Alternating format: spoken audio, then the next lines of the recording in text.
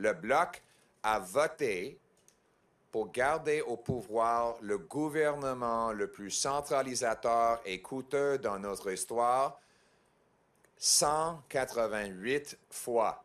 Le Bloc a voté pour des crédits budgétaires totalisant 500 milliards de dollars. 500 milliards de dollars, c'est un demi-billion. J'avais à apprendre le mot billion parce que je n'étais pas au courant si le mot trillion existait en français.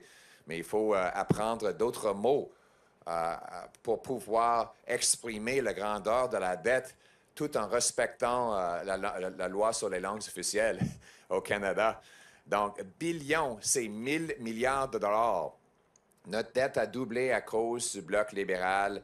Et c'est bizarre qu'une partie soi-disant souverainiste vote toujours pour enlever l'argent des Québécois et le centraliser ici à Ottawa.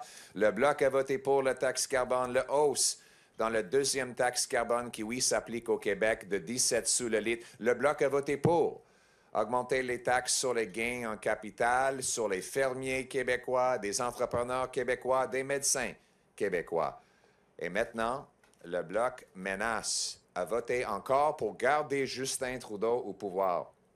Au moment où on a la chance finalement de battre Trudeau et causer des élections afin d'amener un vrai changement basé sur le gros bon sens.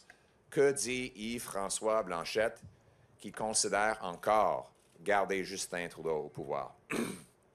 J'ai une annonce aujourd'hui. J'ai une annonce aujourd'hui que les conservateurs de gros bon sens vont mettre de l'avant une motion de non-confiance à l'occasion le plus vite que possible pour déclencher des élections sur les taxes, les impôts et les politiques centralisatrices de Justin Trudeau. Donc, j'ai une question pour le Bloc. Est-ce que le Bloc va voter pour les Québécois en déclenchant cette élection et en faisant une défaite de Justin Trudeau?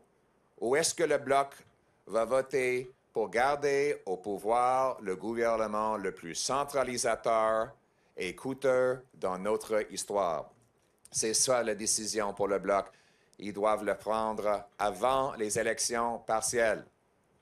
Parce que le Bloc ne veut pas que les gens sachent dans les partielles qu'ils gardent Justin Trudeau au pouvoir. Donc, je fais un défi à Yves-François Blanchet. Assez, c'est assez. Annoncez aujourd'hui. Allez-vous, oui ou non, voter pour une motion de non-confiance ou allez-vous garder au pouvoir Justin Trudeau?